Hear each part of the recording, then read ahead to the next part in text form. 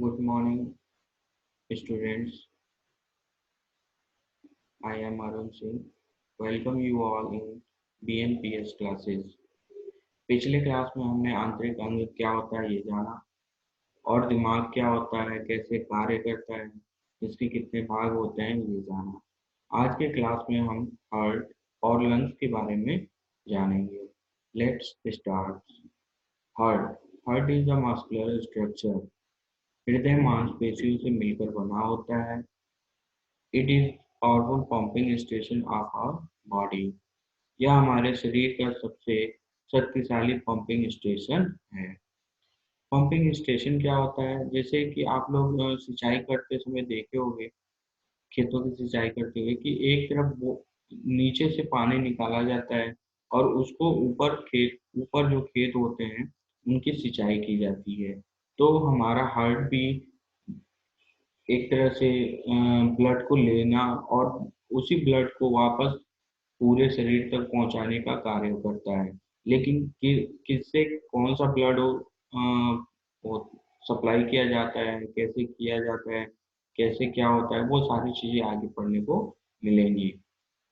The heart maintains a continuous flow of blood around the body. हमारे शरीर में हमारे शरीर में एक ही हृदय होता है जो पूरे शरीर के मांसपेशियों तक खून पहुंचाने का कार्य करता है। आगे चलते हैं। The heart is the main organ of circulatory system.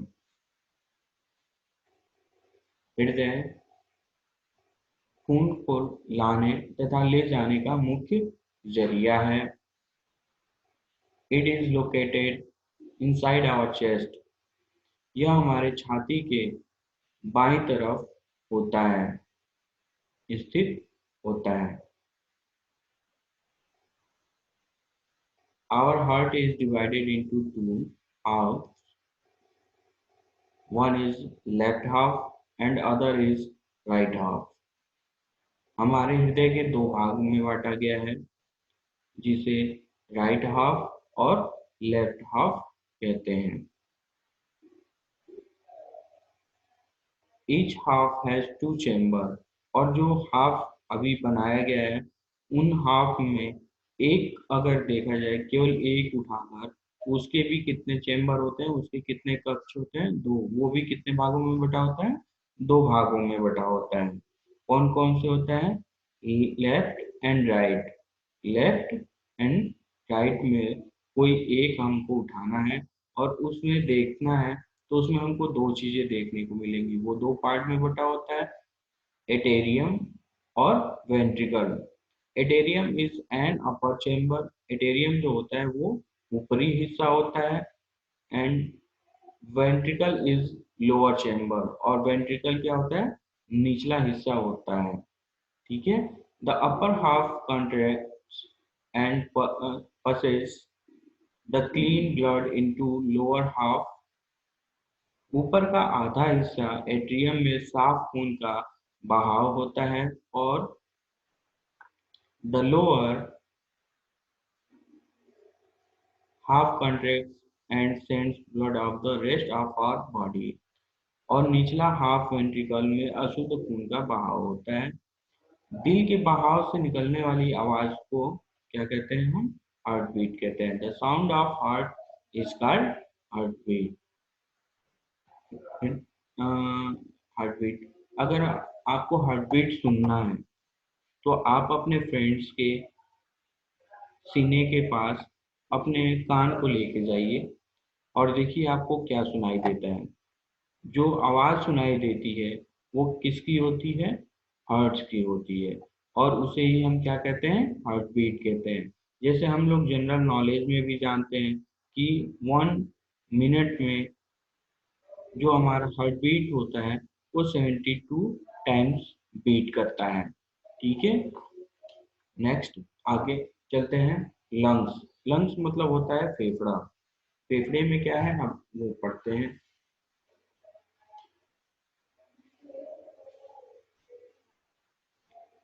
Lungs are another important internal organ of our body.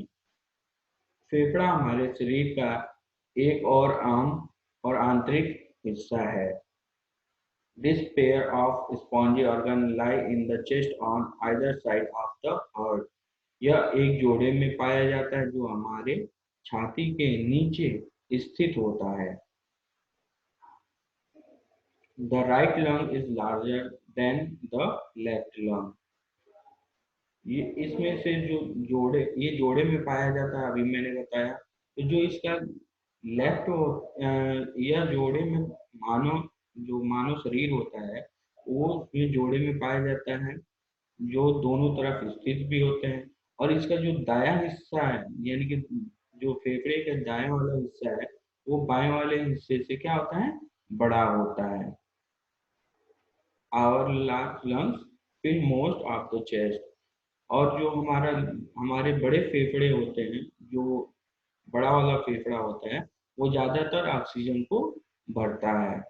Our lungs are full of blood. हमारे फेफड़े खून से भरे हुए होते हैं। Therefore they are pink in color. इसी वजह से उनका रंग गुलाबी होता है। They are the base of our body's respiratory system. फेफड़े हमारे शरीर के आधार हैं, जिससे हम सांस ले पाते हैं। We breathe air through the nose because we need oxygen to live. हम अपने नाक के जरिए ऑक्सीजन यानी कि हवा को अपने शरीर के अंदर लेते हैं, जो मानव जीवन की जीवित रहने के लिए ऑक्सीजन बहुत ही जरूरी होता है। ऑक्सीजन जो हवा में मिक्स जो होता है।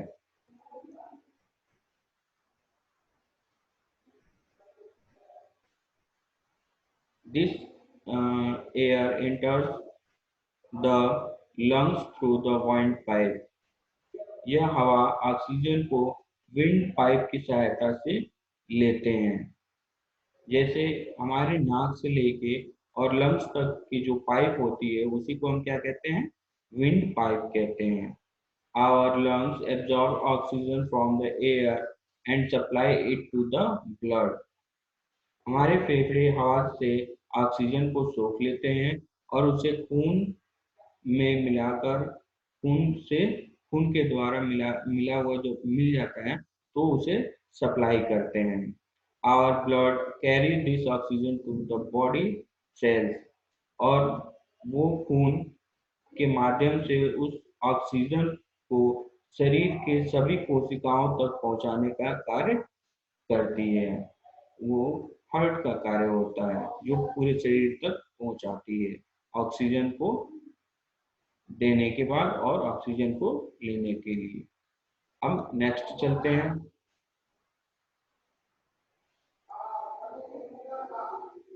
Oxygen is used by cells to release energy from food. Oxygen release के लिए कोशिकाओं का इस्तेमाल होता है।